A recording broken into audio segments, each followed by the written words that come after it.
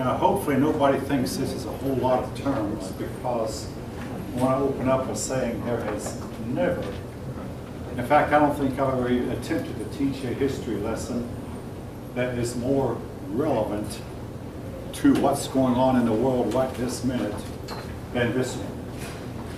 And we all need to know what happened some 1,400 years ago, 1,450 or so ago. We need to know what happened then, because what they did then is strongly influencing what's happening to the world right now, and may strongly influence what's going to be happening for a long time to come.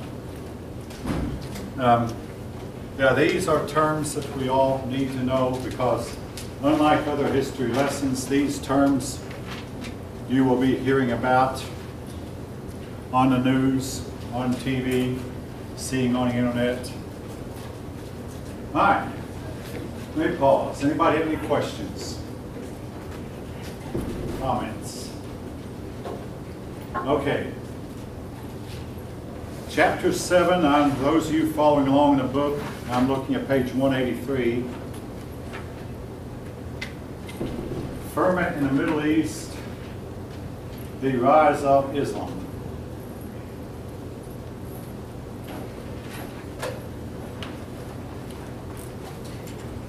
You said what page? I'm looking at page 108, did I say 7? 183. 183, the rise of Islam. Now, folk want to start off by saying Islam might very well have conquered the whole world. But they had a couple of problems, maybe several. A big problem, number one problem, is they started fighting among themselves. And another problem is they learned how to fighting here in an open desert, and they don't fight very well in fertile areas, areas where there are a lot of trees and mountains and brush and undergrowth. They simply have not done well in these kind of, but in the regions of North Africa, Sahara Desert, Arabia, and a lot of the Middle East, they have done well.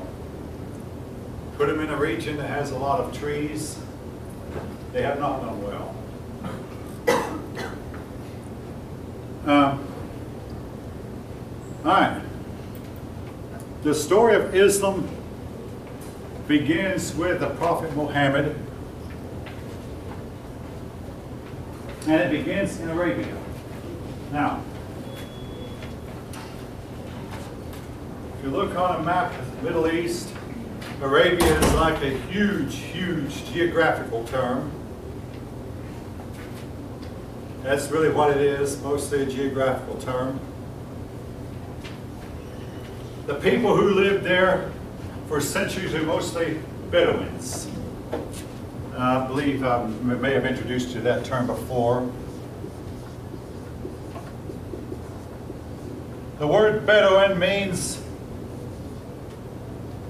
it generally connotes a tribal people, people who live in small tribes, but they don't generally stay in one place. They roam around from one place to another, and generally they're somewhat impoverished. Now, in the land of Arabia, it's mostly desert, but every once in a while you come to a water hole called an oasis. At these oases, they'll set up communities, and these communities have been around for centuries. We don't know much about the history of Arabia before Muhammad, owing to the fact that these people did not write, or if they did, their written records never came down to us.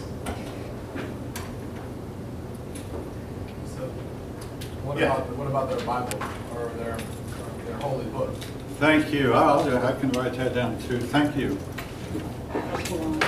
I'll tell you what. No, when I was younger, some of these names, spellings have changed.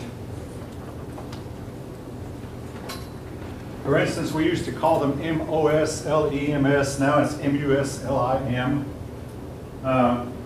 What used to be spelled K-O-R-A-N is now generally pronounced Q-U-R-A-N. These spellings change from somewhat. All right, anyway.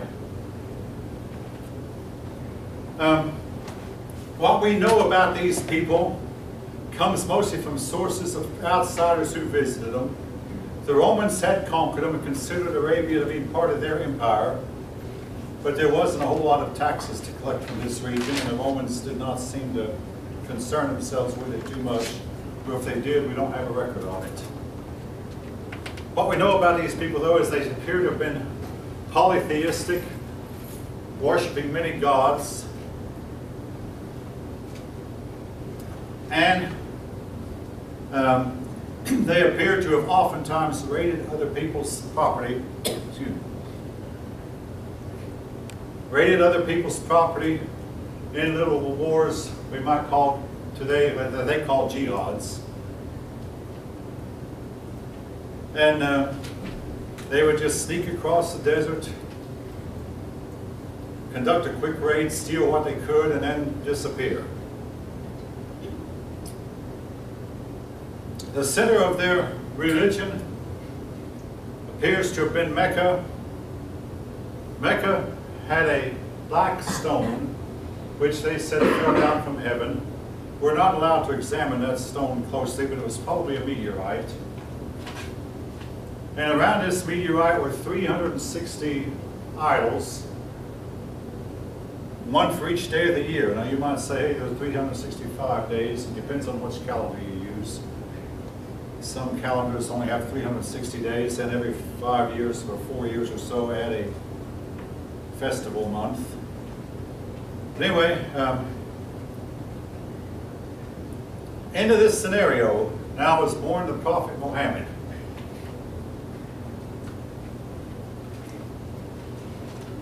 Now, folk, every human faces an issue at some time or another.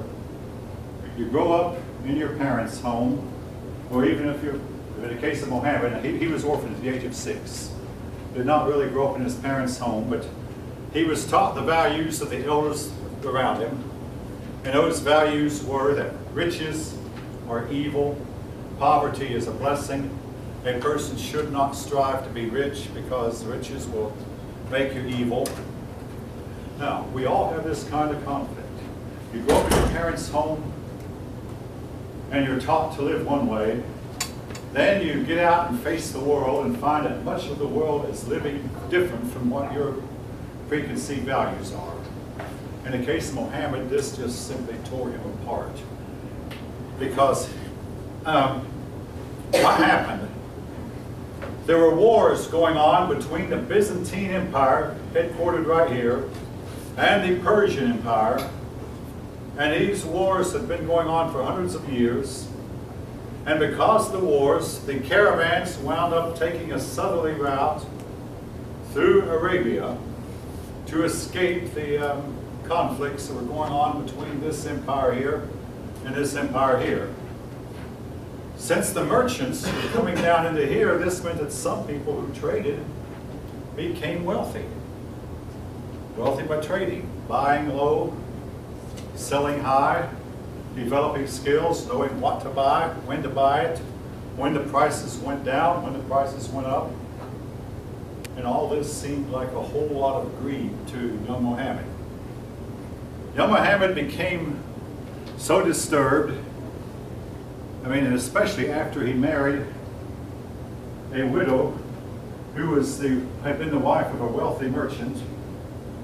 And all of a sudden it's like he married into wealth, and this bothered him. So he would go off out into the nearby desert, into the hills nearby, to meditate and pray.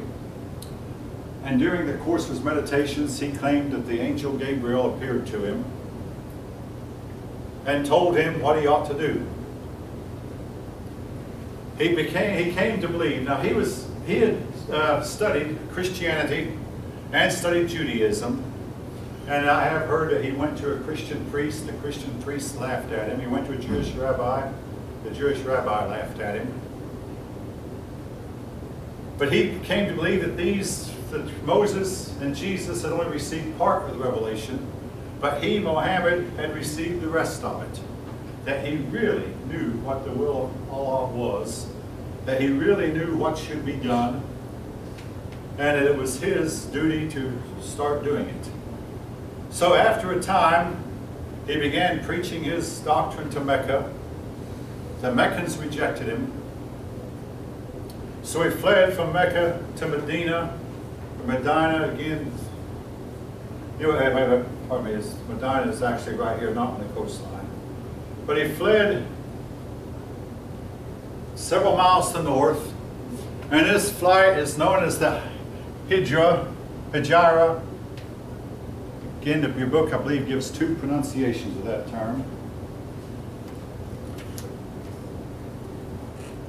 And the Muslims to this day count time from his flight from Mecca to Medina.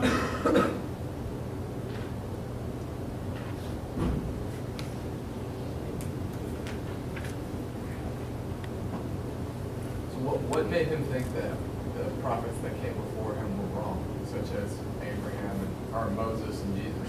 What made him think that he had the right way? You would have to have asked him, but essentially he thought they were not. Wrong is a bad term. He didn't think they were wrong.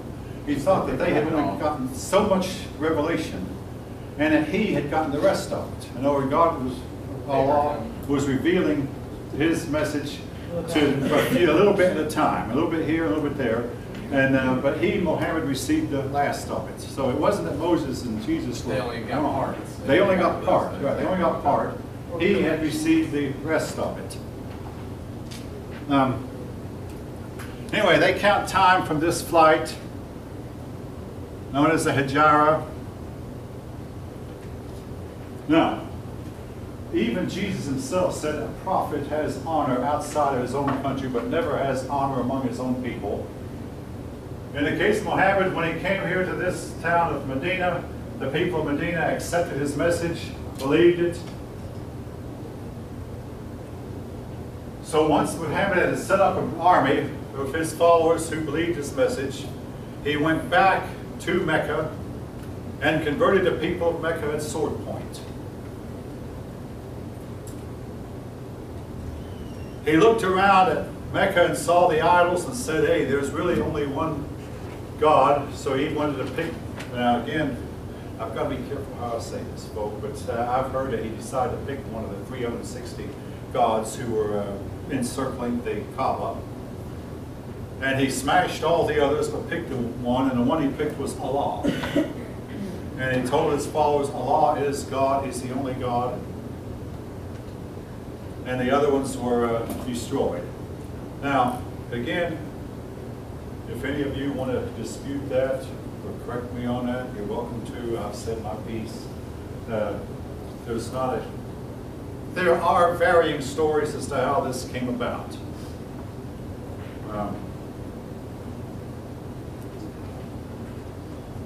All right.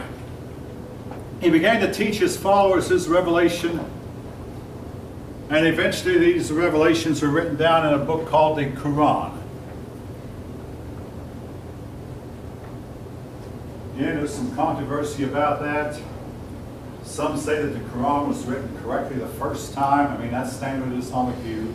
Others say no, it actually was written and edited and rewritten. And your book does go into that controversy a little bit. Now, I had some Muslim students in my class last fall who insisted that the Quran was actually, the Quran we have today was the original. It has never been changed, never been edited, they don't want it translated. The unchanging. Again, this is somewhat held in question by some scholars who have done research that give us some indication that it might have been altered very, very early in its time, very early in its history.